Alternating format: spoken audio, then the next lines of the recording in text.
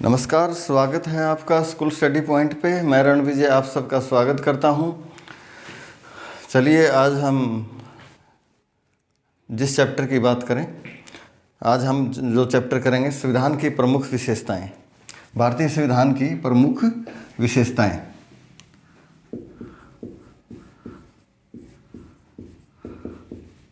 भारतीय संविधान की प्रमुख विशेषताएं, हमारे भारतीय संविधान की प्रमुख विशेषताएं क्या हैं, आज हम इसको चैप्टर को पढ़ेंगे। तो हमारे संविधान की जो प्रमुख विशेषताओं में हम शुरू करें सबसे पहले, तो सबसे पहली विशेषता जो हमारे संविधान की है तो वह है कि सबसे बड़ा दुनिया का एक बड़ा लिखित संविधान है। लंबा और लिखित संविधान, लिखित संविधान, ये हमारे संविधान की प्रमुख विशेषता है, लंबा और लिखित संविधान। दूसरी हमारे संविधान की जो विशेषता है, आंतरिक और बाह्य स्रोत, आंतरिक और बाह्य स्रोत। हमारे संविधान में आंतरिक व बाह्य स्रोत जो है प्रावधान जो लिए गए हैं उनका समावेश है हमारे संविधान में। तीसरी हमारे जो संविधान की जो विशेषता है वो नम्यता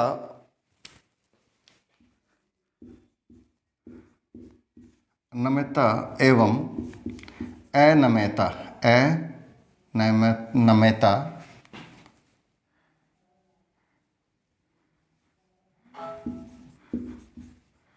अनम्यता का मिश्रण। क्या होता है इसका मतलब, नम्यता एवं अनम्यता का मिश्रण?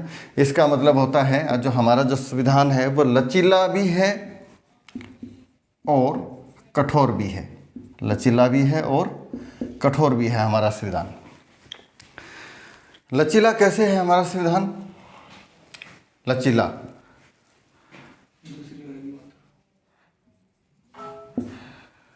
ठीक है। हम कोई भी हमारे संविधान में परिवर्तन करते हैं, संशोधन करते हैं, तो साधारणतः जो हमारी संसद होती है तो वो 2/3 से हम संशोधन संविधान में कर लेते हैं, कोई बिल पास कर लेते हैं। तो इस प्रकार से एक साधारण बहुमत से हमारे संविधान में परिवर्तन हो जाता है। तो यह इसका हमारे संविधान का लचीलापन है। और कई संशोधन ऐसे होते हैं हमारे संविधान में जो संसद के 2/3 बहुमत के साथ साथ आधे से ज़्यादा राज्यों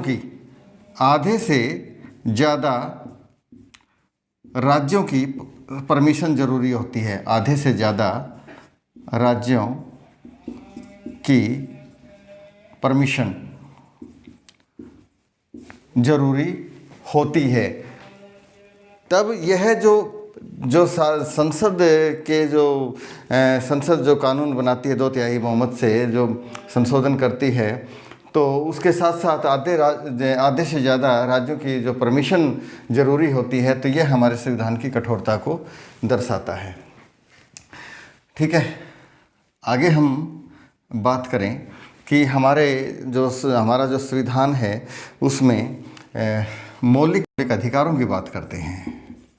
मौलिक अधिकार, तो ये मौलिक अधिकार यूएसए के संविधान से लिए गए हैं और 12 से 35 तक इनका वर्णन हमारे संविधान में किया गया है और भाग 3 में इनका वर्णन किया गया है।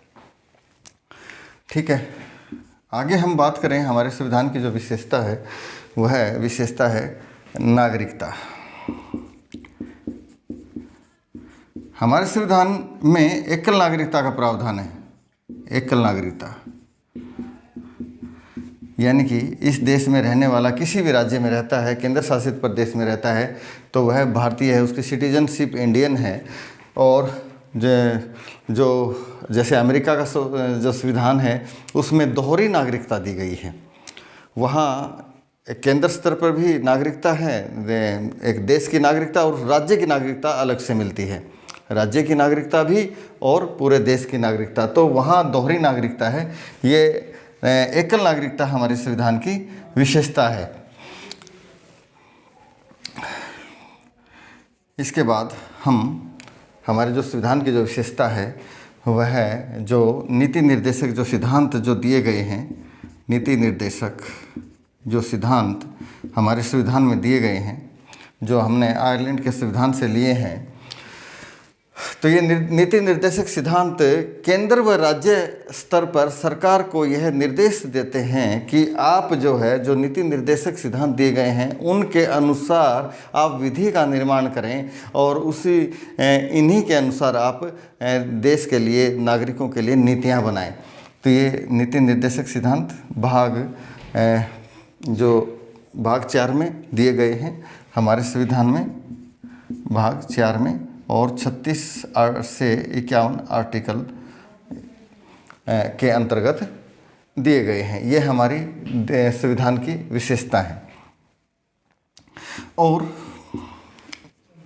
आगे हम बात करें हमारे जो अब हम बात करते हैं मौलिक कर्तव्य की। मौलिक कर्तव्य, ये मौलिक जो कर्तव्य हैं वो सोवियत रूस से लिए गए हैं। ये हमारे संविधान की विशेषता है।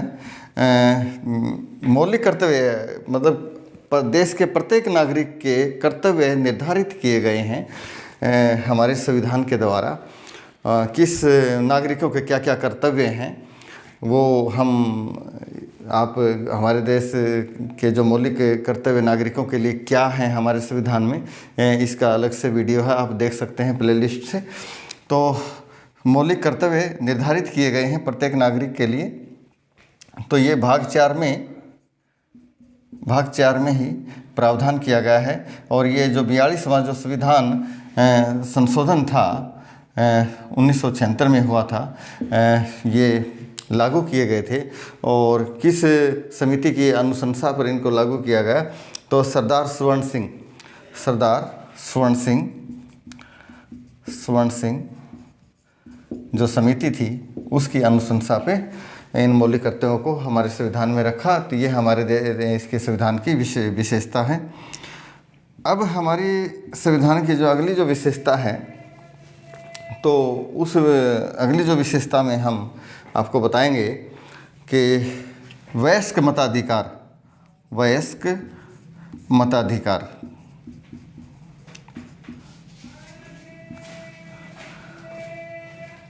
प्रत्येक नागरिक को वयस्क मताधिकार, सार्वभौमिक वयस्क मताधिकार, सार्वभौमिक वयस्क मताधिकार, सार्वभौमिक वयस्क मताधिकार, ये हमारे संविधान की प्रमुख विशेषता है। प्रत्येक नागरिक को, चाहे वह किसी भी जाति से है, किसी धर्म से है, किसी भी कोने में वह रहता है, किसी भी प्रांत में वो रहता है, तो उसके जो 18 साल का हो जाता है, जो 18 वर्ष आयु प्राप्त करने के उपरांत उसको मत देने का अधिकार, वोट देने का अधिकार हमारे संविधान के द्वारा प्रत्येक नागरिक को दिया जाता है। तो ये जो 18 वर्ष एज है, ये पहले 21 वर्ष थी। पहले कितनी थी ये? 21 वर्ष।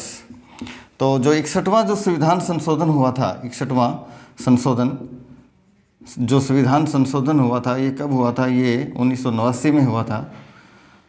तो इसके अंतर्गत 21 वर्ष से घटा करके जो है आयु है 18 वर्ष कर दी गई। ठीक है। अगली जो हमारे संविधान की जो विशेषता है, वह विशेषता जो है संसदीय शासन प्रणाली।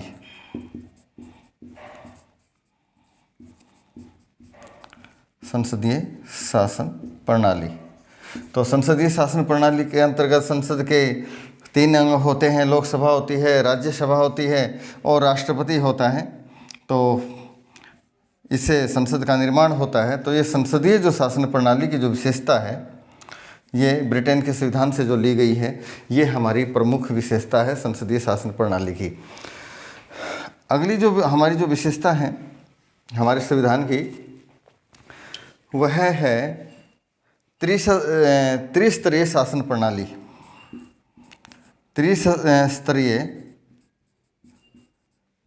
त्रिस्तरीय शासन व्यवस्था।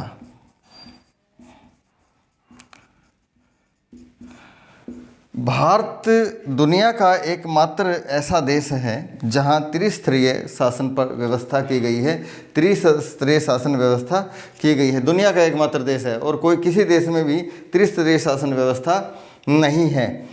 तो इसमें प्रथम जो हमारा जो विश्व परिसंघ है, विश्व परिसंघ, इस विश्व परिसंघ में जो शासन व्यवस्था के 2 रूप होते हैं। एक तो होती है संघात्मक होती है, और जो है एकात्मक होती है। जो कई छोटे देश हैं उनमें एकात्मक शासन व्यवस्था है, और जो संघात्मक शासन व्यवस्था है उसमें केंद्र स्तर पर, राज्य स्तर पर शासन व्यवस्था होती है विश्व परिसंघ में। और हमारे यहाँ जो है केंद्र स्तर पर भी सरकार है, राज्य स्तर पर भी सरकार है, और स्थानीय स्वशासन